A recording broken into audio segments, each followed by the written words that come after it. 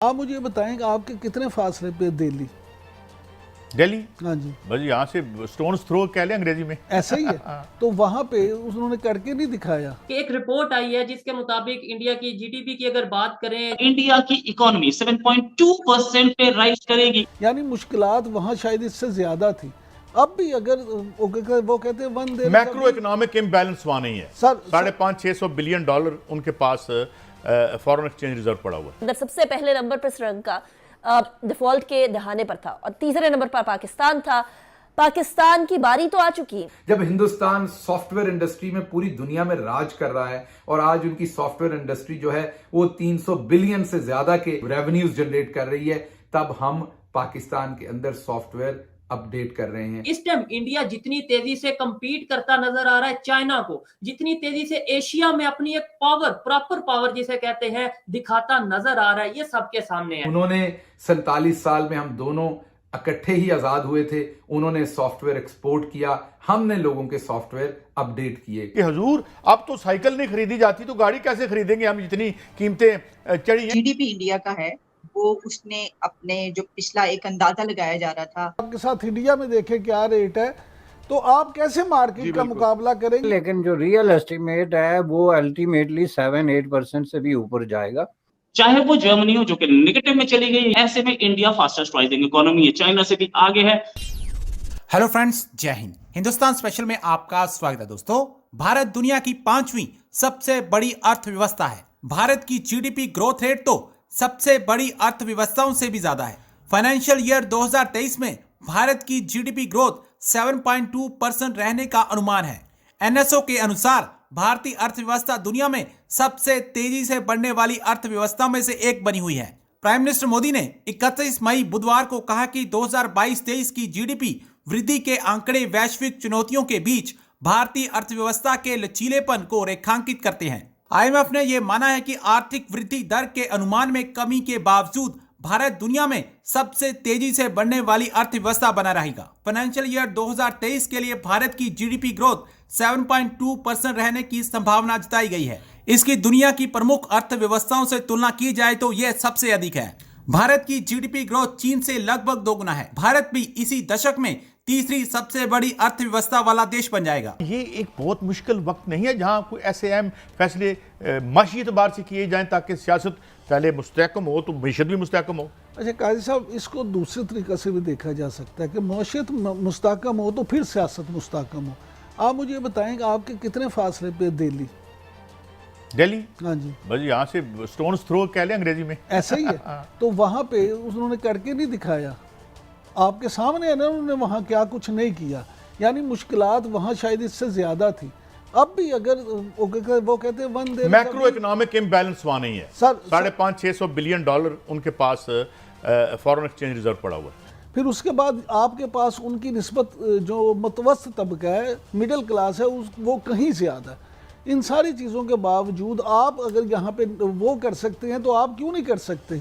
तालीम का शोबा देख लें, हेल्थ का शोबा देख लें, आप 2-3 ये चीज़ें ठीक कर दें, लोग आपके गुण गाएंगे। आज आए इंडिया के जीडीपी नंबर्स। जीडीपी नंबर मतलब इंडिया की इकोनॉमी 7.2% पे राइज करेगी इस साल, ऐसा बताया जा रहा है। पिछले साल 9% पे राइज करती दिखी थी, इस साल 7.2, एक ऐसे साल में जिस साल ज्यादातर बड़ी इकोनॉमीज रिसेशन में जाती दिख रही हैं।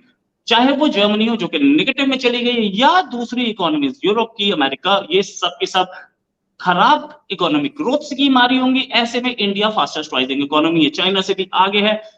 बड़ी इकोनॉमीज में, छोटी इकोनॉमी तोलाबू या पापुआ न्यू गिनी, इनका कंपैरिजन नहीं होता बड़ी इकोनॉमी से। पाकिस्तान में कैसे दिया जा रहा है इंडियन इकोनॉमी की इन फिगर्स को? ठीक है रोहित भाई, सबसे पहले तो आपका बहुत शुक्रिया कि आपने अपने प्लेटफॉर्म पे मुझे फिर से मौका दिया कि मैं अपनी जो सोच है एज ए पाकिस्तानी, अपने जो विचार हैं लोगों तक पहुंचा सकूं। तो ये वीडियो स्टार्ट करने से पहले, आपके सवालात का जवाब देने से पहले, मैं ये क्लियर करना चाहता हूँ, मैं कोई इकोनॉमी स्पेशलिस्ट नहीं हूँ, मैं कोई वर्ल्ड बैंक में जॉब नहीं कर चुका, मेरा कोई आईएमएफ के साथ डील नहीं चल रही, लेकिन एक आम पाकिस्तानी हूँ, थोड़ा सा एजुकेटेड हूँ या थोड़ी सी एजुकेशन हासिल करने की कोशिश करता हूँ। इन सब चीजों को मैं इस तरीके से देखता हूँ कि देखें, हमें ये देखना है कि अगर 2 साल पहले की बात करें, 3 साल पहले की बात करें, इंडिया 2-3 साल से नहीं बल्कि गुज़िश्ता लास्ट तकरीबन 7 to 8 ईयर्स 9 ईयर्स से जो है वो तेजी से डेवलपमेंट की तरफ जा रहा है। इवन कोरोना के टाइम में भी जो इंडिया की इकोनॉमी थी वो उस तरीके से नहीं घबराई जिस तरीके से बड़ी बड़ी इकोनॉमी, अगर अमेरिका की बात करें और दूसरे बड़े कंट्रीज की बात करें जिनकी इकोनॉमी को परेशानी का सामना करना पड़ा।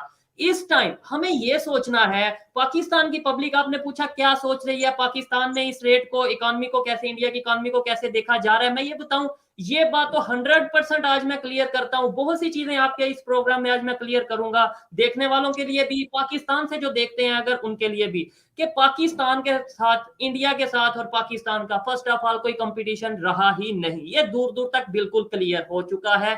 और अगर कोई जज्बाती पाकिस्तानी ये कहे कि देखो सुहेब चौधरी ने बोल दिया कि भाई इंडिया के साथ तो मुकाबला ही नहीं, तो वो उसकी सोच है। भाई मैं जो ऑब्जर्व कर रहा हूं, मैं जो फील कर रहा हूं, मुझे ऐसा लगता है कि आज के दौर में अगर मैं इंडिया के साथ कंपटीशन कर रहा हूं तो मैं अपना मजाक बना रहा हूं। सीधी बात है, क्लियर बात है। क्योंकि हम किसी भी फील्ड में देख लें, इकोनॉमी की आपने बात की, आपने इसके अलावा डेवलपमेंट की आप बात कर लें, इंफ्रास्ट्रक्चर की बात कर लें, इवन विजन, सोच की बात कर लें, हमारे में और इंडिया वालों में बहुत सा डिफरेंस नजर आ रहा है। अब बात आती है कि कैसे डिफरेंस आया, बात आती है इकोनॉमी कैसे ग्रो हुई, बात आती है कि अगर इंडिया डेवलपमेंट की तरफ जा रहा है, वो भी इन सालों में, जिन सालों में दूसरी बड़ी इकोनॉमीज जो सी हैं वो रिसेशन का शिकार हो रही हैं, उसकी रीजन क्या है? उसकी रीजन ये है, दो चीजें जो मैंने ऑब्जर्व की हैं। एक तो पॉलिटिकल स्टेबिलिटी के, जैसे आपके इंडिया में इस टाइम जो गवर्नमेंट है, पीएम मोदी साहब की अगर बात करें तो उन्होंने पिछला अपना टेन्योर पूरा किया, अभी भी टेन्योर ऑलमोस्ट पूरा हो चुका है, उनका होने वाला है। और ऐसा लग रहा है, जब मैं ऑब्जर्वेशन करता हूं, इंडिया के लोगों से बात करता हूं, तो ऐसा लग रहा है आने वाला टाइम भी शायद उन्हीं का ही होगा या उनकी पार्टी का होगा। वो पीएम रहते हैं नहीं रहते वो एक अलग मैटर है। ये चीज बहुत ज्यादा मायने रखती है कि भाई आपके ऊपर पूरी दुनिया ट्रस्ट कर रही है। मैंने अगर इंडिया की किसी से बात करनी है, इंडिया में अपनी मल्टीनेशनल कंपनी लेकर आनी है, अगर इंडिया में किसी भी कंट्री ने इन्वेस्टमेंट लेके आनी है, उसे ये पता है कि भाई ये पार्टी है, ये लीडर है, इनसे बात करनी है। अब दूसरे कंट्रीज में ऐसा होता नजर नहीं आ रहा। फिर इसके अलावा इस टाइम इंडिया जितनी तेजी से कंपीट करता नजर आ रहा है चाइना को, जितनी तेजी से एशिया में अपनी एक पावर, प्रॉपर पावर जिसे कहते हैं, दिखाता नजर आ रहा है, ये सबके सामने है। सबसे पहले नंबर पर श्रीलंका डिफॉल्ट के दहाने पर था और तीसरे नंबर पर पाकिस्तान था। पाकिस्तान की बारी तो आ चुकी क्योंकि पहले और दूसरे नंबर वाले मुबालिक दोनों ही डिफॉल्ट कर चुके हैं, लेकिन ऐसे आसार भी नजर आने लगे। मिफ्ता इस्माइल भी ये कहते हैं कि डिफॉल्ट की बात जो है वो हमें सच होती हुई नजर आ रही है।